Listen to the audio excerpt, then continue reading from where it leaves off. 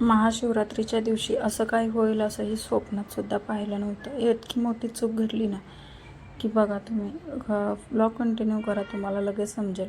आणि त्यात आहे ना व्हॅलेंटाईन डे पार्ट 2 सुद्धा ह्याच्यामध्येच आहे. असं का झालं ते सुद्धा मी कमेंटमध्ये तुम्हाला विचारा, मी तुम्हाला उत्तर देईल.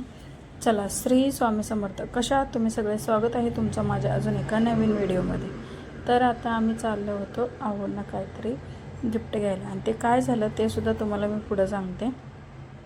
झालं असं की ऑलरेडी आपल्याला ते जे गिफ्ट हवं होतं ना ते मी आणलं होतं, पण त्यांना सरप्राईज देण्यासाठी ते म्हणत होते की मला हे घ्यायचं आहे. मग त्यांना कसं आता नाही बोलायचं, कसं सांगायचं, म्हणून आम्ही काहीतरी सांगून करून दुकानात तर जायचं ठरवलं. मी म्हटलं चला बघूया, आता तिथे गेल्यावर काहीतरी होईल, बघूया म्हटलं. ते ऑलरेडी मला माहिती होतं त्यांना काय हवं आहे काय नाही आणि कोणतं गिफ्ट हवं आहे, कारण ते आमच्या आधी चर्चा झालेली. पण मी या दिवशी देणार आहे की नाही ना ते माहिती नव्हतं. तर बघा आता तिथे आम्ही गेलो आहे, तर तुम्हाला समजलंच असेल. तुम्ही मागचा जर ब्लॉग माझा बघितला असेल ना तर त्यात तुम्हाला समजलं असेल काय गिफ्ट दिले, आणि आता सर तुम्हाला फायनली समजलंच असणार आहे.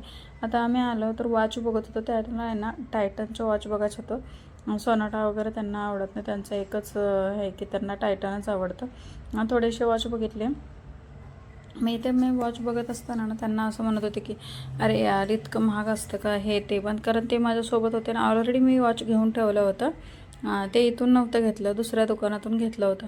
पण आता ते काय करणार, तर तिथे जर मी घेतलेल्या दुकानात जर गेले असते ना तर त्यांनी सांगितलं असतं की, पण त्यांना सांगणार तरी कसं की तुम्ही नका सांगू, किंवा मग ओळखीचे होते ते प्राईज वगैरे झाले असतं त्यांनी घेतलं असतं. त्याच्यामुळे सरप्राईजसाठी हे दुसऱ्या दुकानात गेलो आणि बघितलं. तर मी यांना म्हणत होते की एवढं महाग असतं का हे, असं इतकं मोठं घ्यायचं असतं का ते हे. तर इथे हे झालं पार्ट 2, तुम्ही नक्कीच बघितलं असेल. आता आम्ही आहे ना त्या दिवशी तर रात्री घरी वगैरे आलो, आणि दुसऱ्या दिवशी सकाळी म्हणजेच महाशिवरात्रीच्या सर्वांना खूप साऱ्या शुभेच्छा. आणि आता निघालो आहे आम्ही मंदिरामध्ये. तर मंदिर इथे जवळसुद्धा आहे बरं का, छोटंसं. पण मी एक रील बघितली होती आणि एक वेळ बघितलं होतं की कंठवली गाव आहे ना, तिकडे एक मंदिर खूप छान होतं, तिथे आम्ही जाणार होतो. गाडी इकडे बाहेर लावली होती, कारण सोसायटी धुवून घ्यायची होती बिल्डिंग, त्याच्यामुळे गाडी बाहेर लावली होती. मग त्यांना ते सरप्राईजबद्दलच आमची चर्चा चालू होती. हे बघा, त्यांनी मी मला आणायला गाडी थांबवली म्हणून आम्ही हे केलं नाही. त्यांचा नाश्ता बघू शकता तुम्ही. कोणते त्या हे असं झालं की निघालो आम्ही आणि आमच्या गाडीचं CNG संपला होता, आम्ही लक्षच दिलं नव्हतं. हेच आमचं असं झालं की त्या दिवशी निघता परत आम्हाला रिटर्न यावं लागलं, आणि परत CNG भरली. गाडीची पेटपूजा तर आपली झालीच. ते नंतर आम्ही डायरेक्ट गेलो मंदिरामध्ये चालू होता पूजा. खूप छान असं दर्शन झालं आमचं, खूप म्हणजे खूप छान. आणि तिथे आहे ना दर्शन झाल्यानंतर इतकी मस्त मोठी पूजा मांडली होती. नंदी महाराजांच्यापासून आपलं दर्शन सुरू होतं. आणि बघा, आणि इकडे आहे ना सगळे छोटे जे ना मंदिरं होते भरपूर, असे तीर्थक्षेत्र जे होते ना, 12 शक्तिपीठं जास्त म्हणतात ना, ते इथं होते. छोटे होते पण होते, सगळ्यांचं असं आपल्याला दर्शन घडणार होतं. आणि इथं पूजा किती मोठी मांडली ना, तुम्हाला मी परतच्या साईडने पण दाखवते. हे थोडंसं मी इकडच्या साईडने दाखवलं, म्हणजे समोरून नाही दाखवलं, साईटून जो घेत होते ते दाखवत होते. बघा इथे मस्त असं छान असं आतमध्ये महादेवाची मूर्ती आहे, पिंड आहे छान असं, आणि ते सगळ्या शक्तिपीठांचे फोटोसुद्धा छान आहेत. मग नंतर आम्ही महादेवाला पाया वगैरे पडलो, आणि ते ना अभिषेक करायला वगैरे सकाळचाच अभिषेक झाला होता, त्यावेळेस आम्ही लेट गेलो होतो. 5:30च्या आसपास गेलो होतो. तेव्हा ते बोलले की आता इथे नाही. आणि तिथे बाहेर आहे ना काय असं फक्त प्रसाद मिळत होता, दुसरं काय असं मिळत पण नव्हतं. आणि मग आम्ही दर्शन घेतलं, पाया पडलो आणि बाजूला आलो.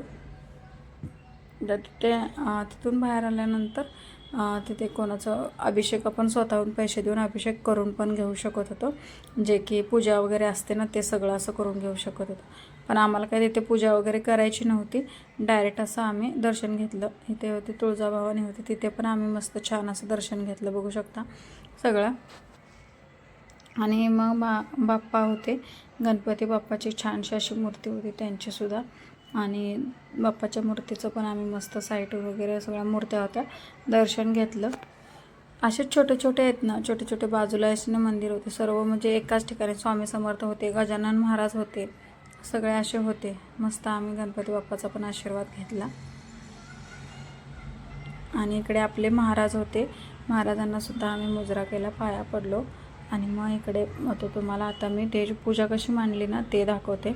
इतकी मोठी पूजा होती, होम होता. आम्हालासुद्धा ती पूजा आणि होम साकावले ना ते खूप समाधान वाटलं की आम्ही थोडं तरी सुद्धा ते थांबलो तिथे. बघा मोठी अशी पूजा मांडली होती. हेच मी रील बघितली होती त्याच्यामुळे गेलो. तिकडे आपले स्वामी महाराजांचं छोटंसं मंदिर होतं. हे गजानन महाराज आहेत बघा, आणि इकडे हे साईबाबा आहेत आपले. छान शनी महाराज आहेत. शनी महाराजांच्या पाया पडले ते आणि गेले. तुम्हाला ना आता मंदिराचा व्ह्यू दाखवते मी कसा आहे तो बाहेरून. बघा छान असा मंदिराचा व्ह्यू आहे. मोकळं वातावरण होतं. गर्दीसुद्धा जास्त नव्हती, होती थोडीफार होती, इतकीही नव्हती की वेळ लागेल वगैरे. छान असं दर्शन घेतलं आम्ही. नंतर आहे ना महाप्रसाद ते चालू होतं. प्रसाद होता, केळी आणि हे फराळाचं होतं उपवास असल्यामुळे. आणि मग ते आम्ही घेतलं, प्रसाद घेतला आणि परत आम्ही आहे ना इकडे मंदिरामध्ये आलो. तर कसं वाटलं हा पूर्ण ब्लॉग तुम्ही कमेंट करून नक्की सांगा. चॅनलवर नवीन असाल तर लाईक शेअर सबस्क्राईब नक्की करा आणि गिफ्ट कसं वाटलं ते सुद्धा कमेंटमध्ये सांगा. Bye bye.